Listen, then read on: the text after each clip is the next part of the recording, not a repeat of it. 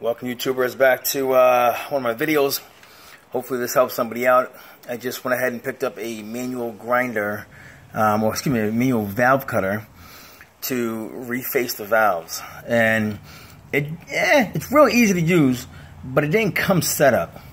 So I had to actually put that right angle on it, the correct angle on it, so that this way the valves weren't all messed up.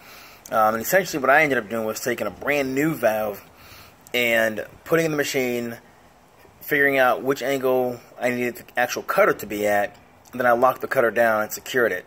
I'll show you what I'm doing. They have it set up where you can crank it with the handle. Not really my style. So you do how you do, but I'm just going to let you know how I do. Alright, and let me show you.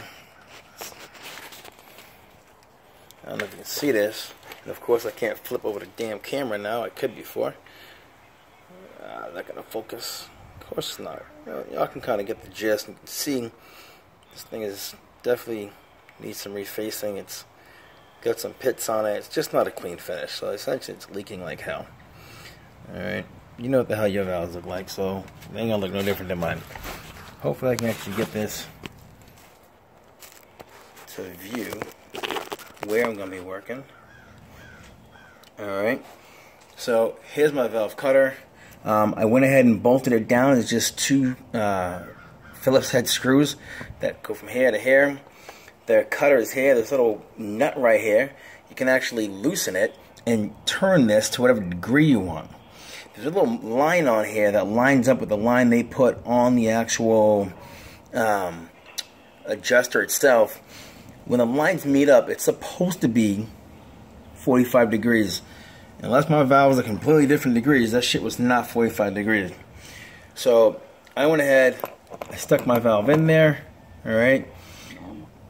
I put it right up against the blade, and I went ahead and tightened it down. So this way I visually seen that that angle of the blade was the same angle on my actual valve. So the way I do this is I don't use the handle that they give me to turn the actual valve. I use a drill. Yeah, much easier. Much easier. So I put it in here. Alright, there's a little notch that it goes into. And my valves are so thin, I needed to use this metal plate. The metal plate actually sits up against the valve. Alright, so I put it in here. It sits up against the valve. So this way the valve, when I tighten it down, it's going to be nice and secure. Now, this pin, you can adjust in and out.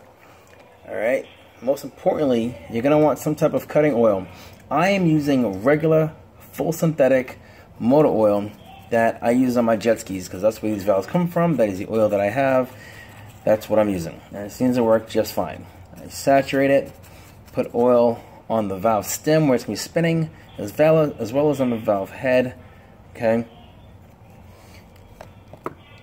And your drill needs to be rotating clockwise. Okay.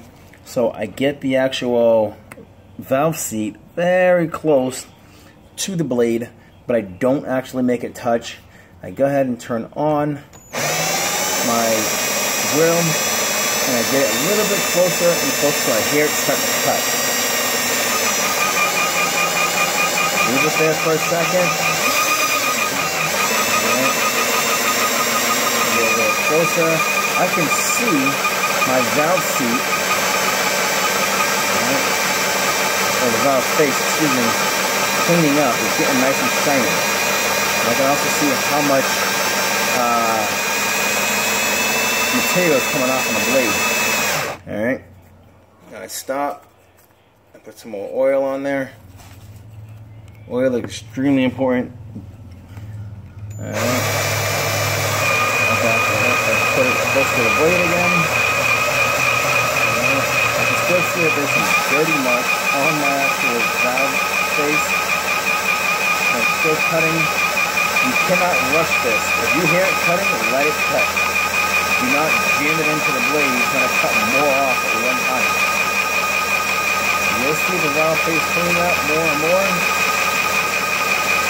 And don't forget to add oil.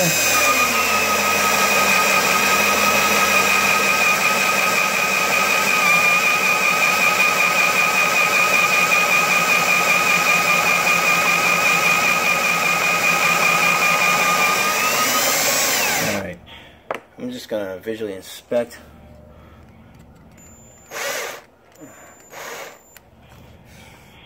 Right now my valve is not touching the blade. Actually, I've shifted it upward just a hair. And you can do that. Alright. So now I cleaned off all the oil. I'm just getting a good inspection on it. I can still see a little bit of old pitting. Just gonna rotate a little bit. It's rotating. Looks hella good, man. I just got a little bit of one spot. Alright, well, I got one spot where it's still got some pitting on it. So I'll have it in here. Obviously, I'm gonna clean that up. Same thing. I get it close to the blade. I start my drill. And I get it closer right here. It's not cut. Well, hold it. I know this ain't the greatest angle. Honestly, it's better than nothing. Nothing's gonna have to help, so I'm gonna open this up somebody. I can still see that spot where it's got that pitting is black. Okay.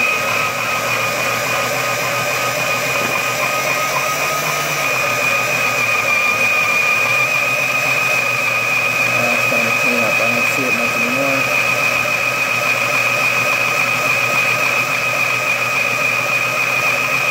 Alright. So, before I finish, I always do it wet. And just go real light against it. Just to kind of smooth it out.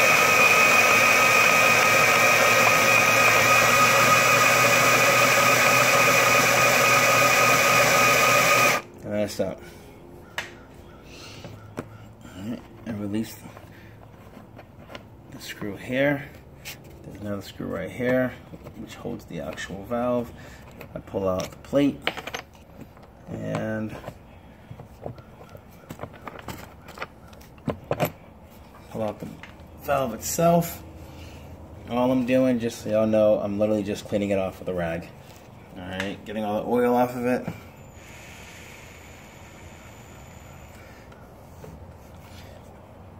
Alright. Let's see if I can get you all to see this. Let's see, where the hell, how can you see this?